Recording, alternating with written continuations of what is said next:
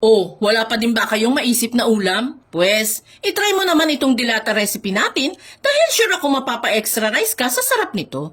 First thing first, syempre, ipe-prepare ko lang muna yung mga ingredients na gagamitin natin para sa ating ulam. Magpipino lang ako dyan ng bawang at maghihiwa na din ng sibuyas.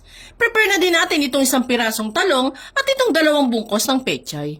After nga nito, proceed na tayo sa pagluluto. Dito nga sa kawali, magpapainit lang tayo ng mantika dahil uunahin muna nating lutuin ang mga talong. Yes, mga mi, mas mainam na unahin yan para sumabay ito ng luto mamaya. Prituhin lang yung mga talong until slightly brown and pwede na yung hanguin at iset aside. Dito sa same pan ay magbabawas lang tayo ng mantika.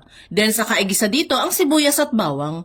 At habang ginigisa-gisa natin dyan ang mga aromatics, gusto ko lang munang pasalamatan at i-shoutout ang mga masusugid nating taga-subaybay na sila Ma'am Aniseta Buntag ng Zamboanga del Norte at si Ma'am Ana Castillo ng Pangasinan.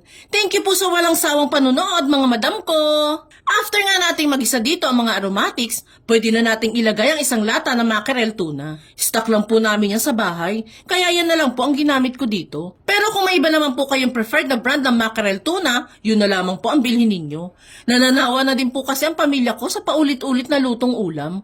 Kaya nagkamap ako sa ganitong luto naman, para maiba naman ang konti, di ba? Sinama na din po pala natin yung sabaw na mackerel tuna, mga Mia. Nandyan po kasi yung lahat ng lasa niyan, kaya isasama na din natin yan. Then saka nating ilagay dyan ang siling green at mga pampalasa tulad ng asin, paminta at seasonings. Adjust nyo na lang po mga miha, depende sa preferred ninyo maging lasa nito. Halu-haluin lang yan, then saka natin ihalo dito ang mga pechay.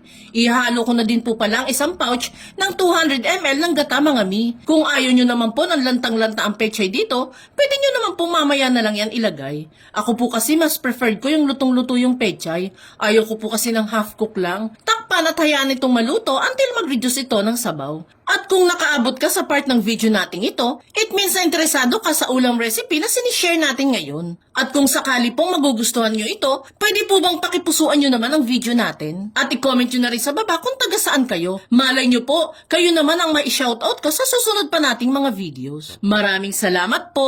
Kapag nag-reduce na nga ang sabaw, tikman naman natin kung may kulang pa ba sa lasa nito. At kung wala na, saka naman natin ilagay yung nakatabi nating pritong talong. Haluin at lutuin na lang yan ng huling 2 minutes at ready to serve na itong napakasimple pero ubod ng sarap na ginataang mackerel tuna.